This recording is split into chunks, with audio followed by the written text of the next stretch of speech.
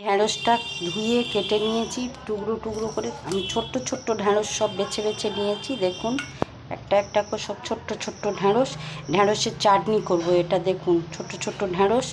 এই আমটা কাটবো, ছাড়িয়ে টুকরো টুকরো করব, করে পোস্ত সর্ষে দিয়ে আমটা বাটবো, বেটে নিয়ে এই ঢ্যাঁড়স দিয়ে চাটনি করব। করে কেটে নিয়েছি। পোস্ত 2 চামচ নিয়েছি, 2 চামচ সর্ষে দেব, সাদা সর্ষে। আপনারা পারলে কালো সর্ষে দিতে পারেন। সাদা সর্ষেটা খেতে সুন্দর লাগে এবং দেখতেও দারুণ লাগে। দেখুন পোস্ত আর সর্ষে একসাথে বেটে নেব। এই ঢ্যাঁড়সটা কেটে রেখেছি। এবার এই আম, পোস্ত, সর্ষে একসাথেই পেস্ট বানিয়ে নেব, নিয়ে এই ঢ্যাঁড়সের চাটনিটা বানাবো। দেখুন পোস্ত, আম, সর্ষেটা একসাথে পেস্ট বানিয়ে নিচ্ছি কেমনভাবে।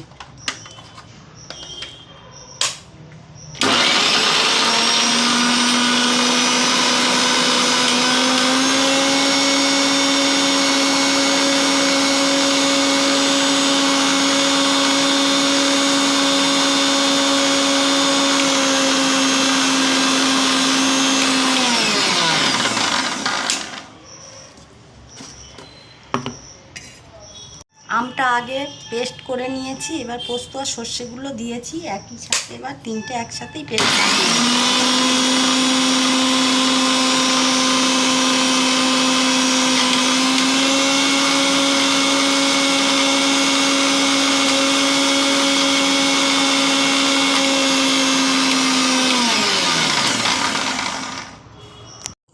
পোস্ত, সর্ষে আর আমটা একসাথে কেমন পেস্ট বানিয়ে নিয়েছি। দেখুন এভাবেই আপনারা পেস্ট বানিয়ে নেবেন। তারপরে দেখতে থাকুন কেমনভাবে ঢ্যাঁড়সের চাটনিটা বানাই। ওভেনে কড়া বসিয়ে দিয়েছি, এবারে ওভেনটা জ্বালিয়ে দিলাম। কড়া গরম হয়ে গেলে কড়াতে তেল দেব, তেল দিয়ে ঢ্যাঁড়সগুলো ছেড়ে দেব।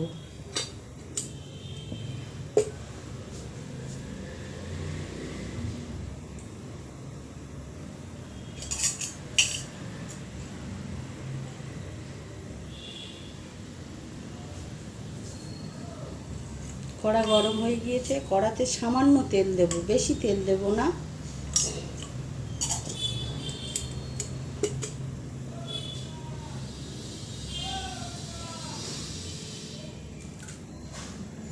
ঢ্যাঁড়সগুলো দিয়ে দিলাম।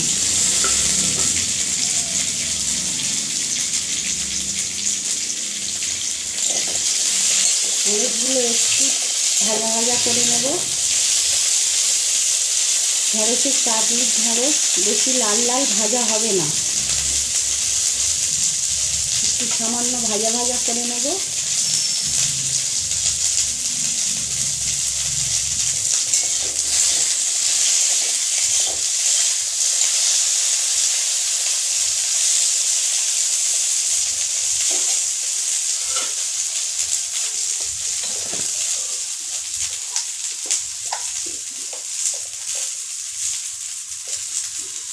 সামান্য হলুদের গুঁড়ো দিলাম।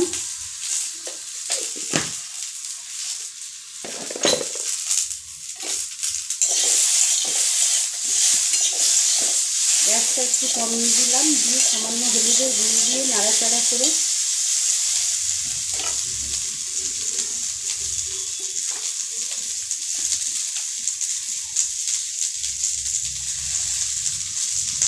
লবণ দিলাম, পরিমাপ অনুযায়ী লবণ দিলাম।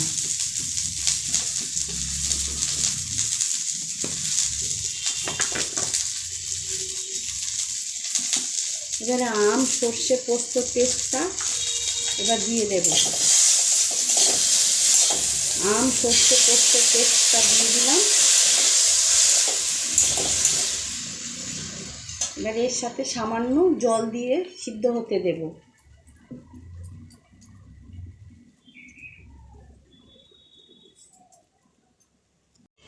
আমি মিক্সিতে যেগুলো পেস্ট করেছিলাম ওইগুলো একটু জল দিয়ে ধুয়ে, মিক্সির ওই জল বাটিটাই ধুয়ে দিয়ে দিলাম, আর এক্সট্রা জল দেব না।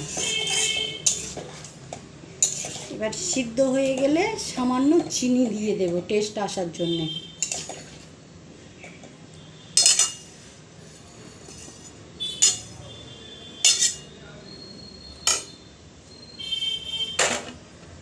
অনেকক্ষণ জল দিয়েছি। এবার ঢ্যাঁড়সের চাটনি ফুটছে।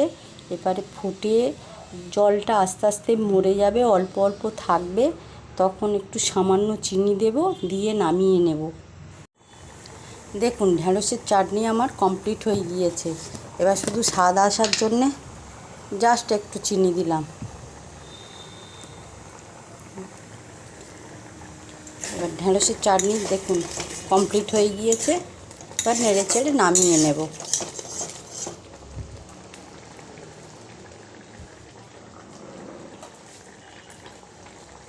দেখুন ঢ্যাঁড়সের চাটনি কমপ্লিট।